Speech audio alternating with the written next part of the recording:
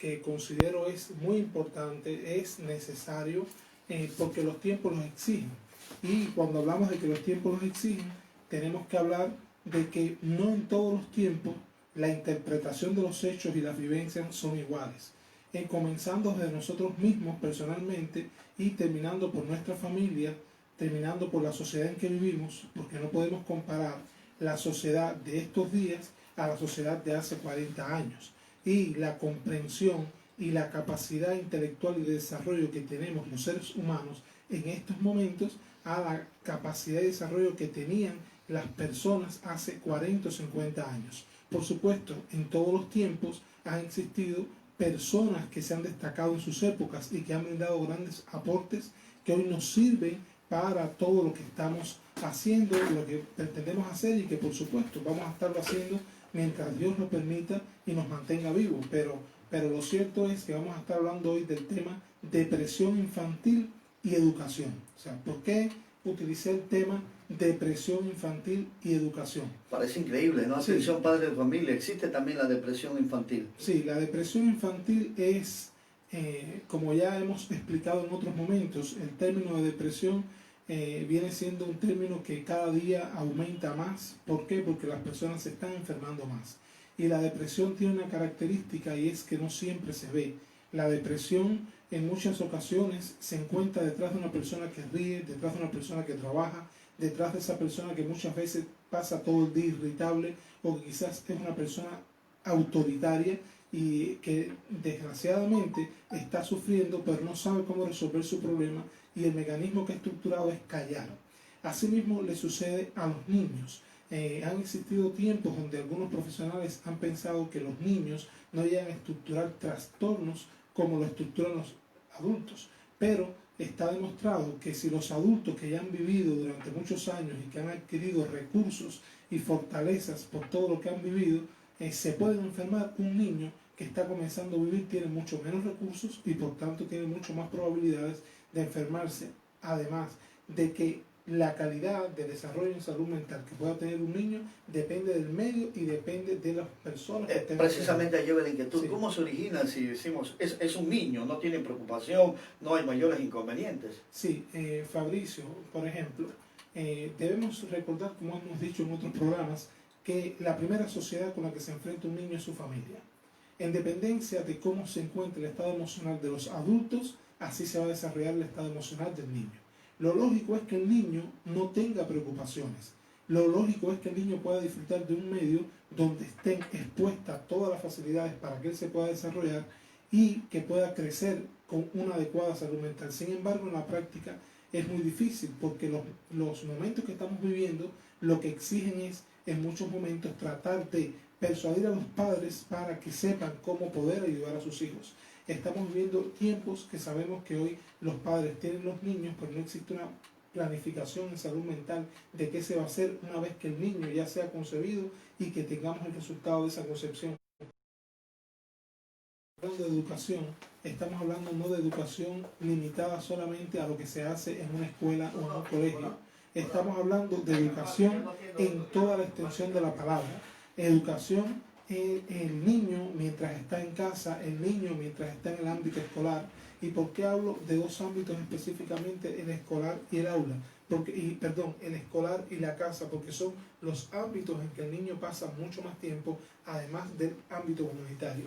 Educación es importante referirnos al verbo en sí, ¿sí? Que es el verbo educar. Educar proviene de la etimología latina, del latín educare, pero este término educare tiene su raíz también en el latín, pero en una unión, una fusión indoeuropea que proviene del término ducere. Cuando uno estudia la etimología de educar y nos damos cuenta que ducere significa guiar, ¿sí? Guiar, conducir, poder acompañar, ¿sí? Y en muchas ocasiones este acompañamiento está en función de desarrollar los potenciales que tenga la persona. Ahora bien, cuando hablamos del término educar y lo vemos como el verbo que utilizamos constantemente, en muchas ocasiones se considera que educar es precisamente poder enseñarle al niño todo lo que él debe aprender. pero enseñarle al niño todo lo que él debe aprender a partir de lo que yo considero que él debe aprender. Sin embargo, la raíz realmente del término educar proviene del término exducere. Exducere significa sacar fuera, ¿sí? O sea, y cuando estamos hablando del término exducere, ¿por qué? Porque cuando nos introducimos en etimología nos damos cuenta que es un término factitivo. Y el término factitivo es el que tiene dos objetivos. O sea, no es solamente una acción donde el niño es el que tiene que estar como un objeto pasivo esperando a recibir lo que le van a dar, sino también tiene otro objetivo y es implicar a que otra persona pueda aprovechar al niño y sacar fuera lo que él tiene. O sea, es decir, que educar en su raíz realmente latina significa exducere, que es sacar fuera. Además de tú poder introducir todos los elementos, los conocimientos que consideramos que el niño debe aprender, también necesitamos sacar, extraer fuera a partir de las necesidades y las potencialidades de los niños. Y eso muchas veces no se tiene en cuenta. O sea, estamos hablando que el hecho de que los niños tengan que aprender no quiere decir que todos los niños tengan que hacerlo de la misma manera. Y hoy esto es una problemática que cada día se está descubriendo más y que hoy, incluso por todos los medios tecnológicos, se ha comprobado que los niños tienen diferentes tipos de inteligencia. Esto es algo que Howard Gardner es un pionero en hablar de inteligencias múltiples, pero yo considero que aunque no todas las personas dominamos esto, es importante ir revolucionando la manera de percibir la educación. ¿En qué momento los padres nos podemos dar cuenta de que un niño tiene problemas depresivos? Te explico, Fabricio. La depresión tiene características típicas y es que el niño, el principal síntoma que tiene es la tristeza. Y acompañado de la tristeza aparece en este caso el niño cambios en el comportamiento, no es igual que en el adulto. En el niño puede, por ejemplo, comenzar con rabietas que no tenía y comienza a desarrollarlas, comienza a comportarse negativamente, comienza a disminuir, por ejemplo, los hábitos de alimentación y alterarlos. El niño comienza a desmotivarse y si en un momento determinado ya está en la escuela, comienza a aparecer conductas evitativas, a querer desarrollar las actividades escolares de la misma manera, y lo que lo complejiza es que generalmente comienza a ser criticado por los adultos. Empieza a ser criticado por los adultos. Es el niño malcriado. Claro, es el niño malcriado. Y yo quisiera, Fabricio, que podamos comprender por qué he traído a colación el término educación. Este sacar fuera es porque hemos siempre creído que un niño inteligente es el niño que tú le aplicas un coeficiente intelectual y el coeficiente intelectual da un normal bajo o medio o alto. O es el niño que sale excelentemente en las asignaturas de la escuela. Pero realmente nos damos cuenta que este término está extremadamente limitado, porque el niño que es bueno en la escuela no quiere decir que sea bueno en otras áreas. Entonces, cuando hablamos de inteligencias múltiples, se describen 8 básicamente, 8 básicas. Está la inteligencia, por ejemplo, lógico-matemática, la verbal, la kinestésica, la musical, también la naturista, la interpersonal, la intrapersonal. Entonces, son tipos de inteligencia que nos hablan que todos los niños no tienen el mismo tipo para poder desarrollarse. Ahora, los maestros deben estar atentos ahorita, aunque por otra manera de estudio, pero los maestros hay que estar atentos a este tipo de síntomas que pueda presentar un niño y no darle algún calificativo, sino que tratar de orientarlo. Así es. Por ejemplo, siempre recomendamos que cuando un niño comienza con alteraciones en el comportamiento, antes de criticar pensemos que puede estar enfermo.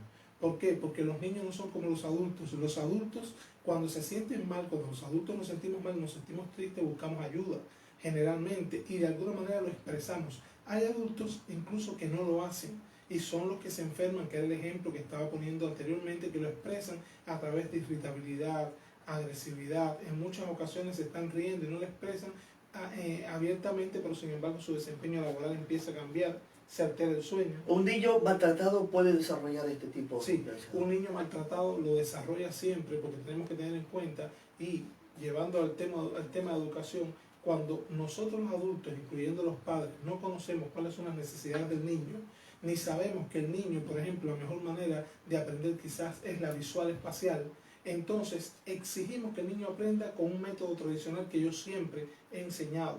Y cuando estoy en la casa, muchas veces los estilos educativos que se utilizan son los que me enseñaron a mí. Entonces debemos recordar que hace 40, 50 años atrás nos maltrataban, nos caían a látigo. Entonces, ¿qué es lo que dice el adulto actualmente? El adulto dice, bueno, pero así me formé y yo soy quien soy. Y no tenía problema. Y no tenía problemas, pero eso no tenía problemas aparentemente, porque todos sabemos que cuando te caían al látigo o te amarraban en una mata o si no te dejaban de castigo al sol, el sufrimiento era tremendo, la comunicación entre los padres y los hijos era totalmente precaria, muchos se iban antes de tiempo de las casas por huir de la hostilidad. Otros, y lo vemos en la práctica, hoy vemos que hay matrimonios que no han funcionado, pero que no funcionan desde que se unieron, porque muchos se van y se casan sin estar enamorados. Y es precisamente cuando empiezas a profundizar porque existían métodos rígidos a la hora de educar a un niño. Es verdad que se educaban con valores, o sea, valores y principios que quedaban para la vida, pero no quiere decir que los valores y los principios tengan que ir acompañados del maltrato psicológico, maltrato físico, aunque amemos a los niños. Ahora, tenemos el problema, ya hemos notado que mi hijo o el hijo del vecino tiene alguna problemática, ¿debemos de concurrir enseguida al profesional? Sí, mi sugerencia es que puedan buscar la ayuda profesional. ¿Por qué? Porque si no buscamos la ayuda profesional, lo que va a suceder siempre es que el niño se va a agravar. Un niño deprimido desde que en edades tempranas es un niño muy proclive a introducirse en las adicciones cuando se encuentra en la adolescencia, a veces antes. Hoy se está comprobando que hay niños ya con 10 años que consumen droga y consumen alcohol. Es otro riesgo de incurrir en delincuencia, en unirse a grupos, en suicidarse. Tenemos niños, por ejemplo, hoy con 15, con 14 años que se han ahorcado, y eso son realidades que estamos viviendo en el país. Niños que en muchas ocasiones ya tienen depresiones infantiles, pero tan estructuradas que parecen depresiones de adultos. Y cuando tú lo empiezas a ver en consulta, el llanto es incontrolable, inmediatamente nada más que tocas algún punto específico, empiezan a llorar. Entonces, padres de familia, educadores, profesores, vecinos, tengamos en cuenta siempre que ese niño que hoy juega, que quizás hoy en ocasiones nos saca de paso y que quizás nos genera ansiedad, es un niño que necesita crecer de una manera saludable, y que ese niño no pidió venir al mundo. O sea, ese niño vino porque un día nosotros los adultos decidimos traerlo. Tengamos en cuenta siempre las necesidades del niño, y que educar no simplemente significa poder llenar de conocimiento y de las necesidades que uno considera como adulto que tiene. En el caso de los niños, doctor, siempre cuando ya está muy grave la situación, ¿es necesaria medicación o solo terapia? Sí, en ocasiones los niños también necesitan ser medicados. Estamos hablando aquí que no se debe dar la medicación inmediatamente después que detectas un niño deprimido. O sea, tenemos que trabajar primero con el adulto, con todas las modalidades de tratamiento que existen. Claro, con todas las modalidades de tratamiento que existen. En ocasiones incluso existen niños deprimidos en medio de familias completas deprimidas. Entonces, hasta que tú no trabajas con el adulto, hasta que no le aplicas el tratamiento integral que hay que aplicar, ese niño no va a mejorar. Ahora, después que ya tú has agotado todos los recursos para trabajar con los adultos, entonces si el niño no mejora y se sigue agravando, es importante ayudarlo con una medicación. Y recordar siempre a los padres de familia, nunca la medicación es para dañar. En psiquiatría infantil la medicación se utiliza como se utiliza la medicación de otras disciplinas y de otras especialidades para poder ayudar a un niño. Y la psiquiatría infantil es la misma, o sea, en psiquiatría viene siendo la pediatría relacionada con la medicina interna, que es la medicina del adulto. En este caso, la psiquiatría infantil son los diferentes tratamientos, las diferentes estrategias que se utilizan para ayudar a que un niño se pueda recuperar. El niño que necesita la medicación se mide, se pesa, se talla, se pesa, y de acuerdo a la edad se le prescribe la medicación que está descrita en la literatura, que a una dosis terapéutica adecuada te lo va a ayudar a salir de la depresión infantil.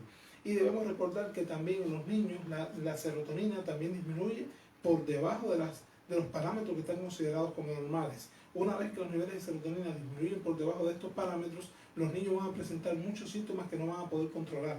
Y si nosotros los adultos no estamos preparados para hacerlo y hemos agotado todos los recursos y no lo medicamos en el momento necesario, ese niño puede llegar a pensar en que no vale la pena vivir. Ese niño va a seguir estorbando entre los adultos y va a seguir generando ambientes de ansiedad y ambientes irritantes donde aún las personas que amamos a los niños los vamos a maltratar.